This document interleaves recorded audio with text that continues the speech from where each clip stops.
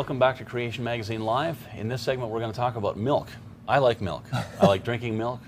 Most people like drinking milk. However, there are people who are lactose intolerant. That's right. So they can't drink milk. And so we... And how does that relate to the creation evolution issue? How does it relate? As it turns out, that everybody who enjoys drinking milk is not normal. It's not normal. That's right. We're the mutants. So this is from Creation Magazine, Volume 32, Number 1. And the title of the article is Can't Drink Milk, You're Normal. And that's from Dr. David Catchpole from our Australian office. So yeah, kind of an interesting article here. He says, for many, the mere mention of milk will be enough to invoke memories of nausea, bloating, cramps, diarrhea, and perhaps in some cases, jibes and taunts about wind and bad breath. Oh my. Some will have undergone medical tests that have diagnosed the cause as lactose intolerance. Lacking the enzyme lactase, which breaks down the milk sugar lactose, they're unable to digest milk, whereas lactose-tolerant people can digest milk. Others, though, might still be unaware that they are deficient in lactase, not realizing that drinking milk causes their feelings of nausea, etc. For many years, lactose intolerance was regarded as abnormal and was used by many as evidence of human evolution. So here's the key. As a measure of evolutionary advancement, milk drinking seemed to fit the stereotype perfectly. Pale-skinned Northern Europeans usually retain full intestinal lactase activity into adulthood, in stark contrast to the world's darker-skinned people who are only able to digest milk as infants or young children. Well, that's the way the story went. However, lactose deficiency in adults is not in fact abnormal, but the norm. Research has shown that the gene for lactase normally switches off as children are weaned, and a genetic mutation that results in lactase production not being switched off accounts for the ability of certain people to drink milk into adulthood. So there has now been a dramatic change in terminology. With those who cannot digest milk no longer being called lactose deficient, instead they are now regarded as normal, while those adults who retain the enzymes allowing them to digest milk are called lactase persistent. So, big overturn in the terminology. I haven't seen too many people using it, but furthermore, different mutations can stop lactase production from being switched off after weaning. The mutation that confers lactase persistence in Northern Europeans is different from the mutation in East Africans who are lactase persistent. Researchers have identified 3 different mutations in the same stretch of DNA as the European variant in various African populations in Tanzania, Kenya, and the Sudan.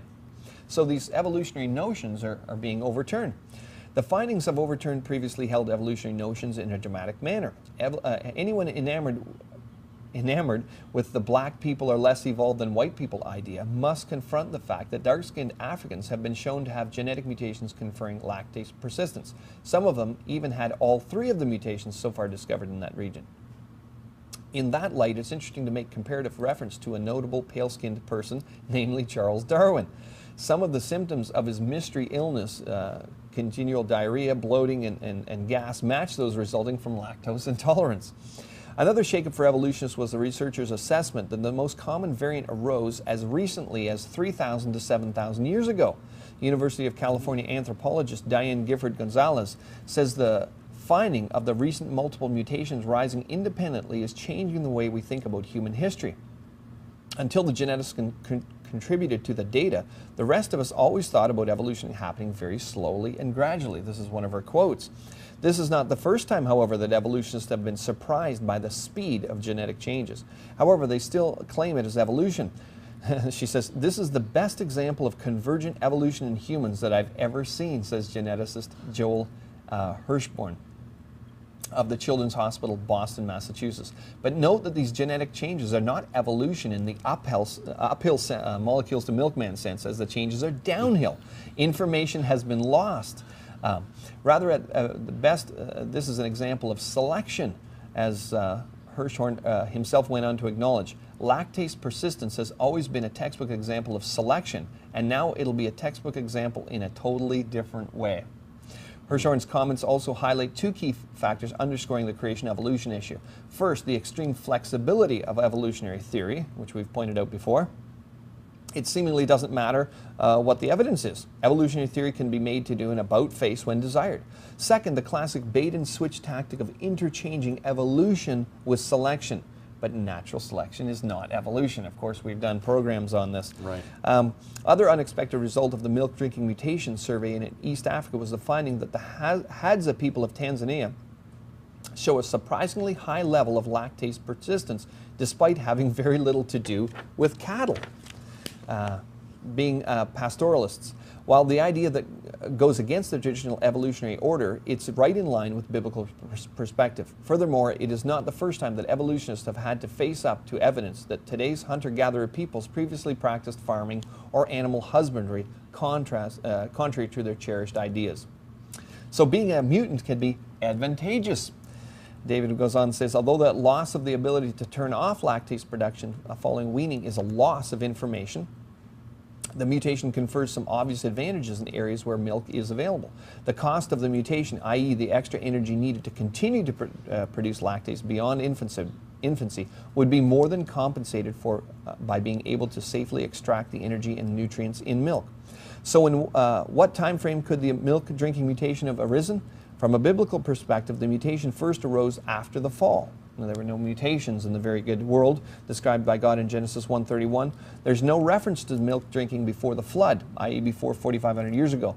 But by the time of Abraham, people were certainly consuming dairy products, Genesis 18:8, and there are many references to Israel being a land flowing with milk and honey. Right.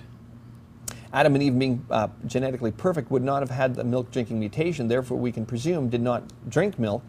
Even the evolutionists acknowledged that man's original status was indeed lactose intolerant. University of California geneticist Lena Peltonen quipped, "I find it ironic that a so-called disease actually represents the original condition."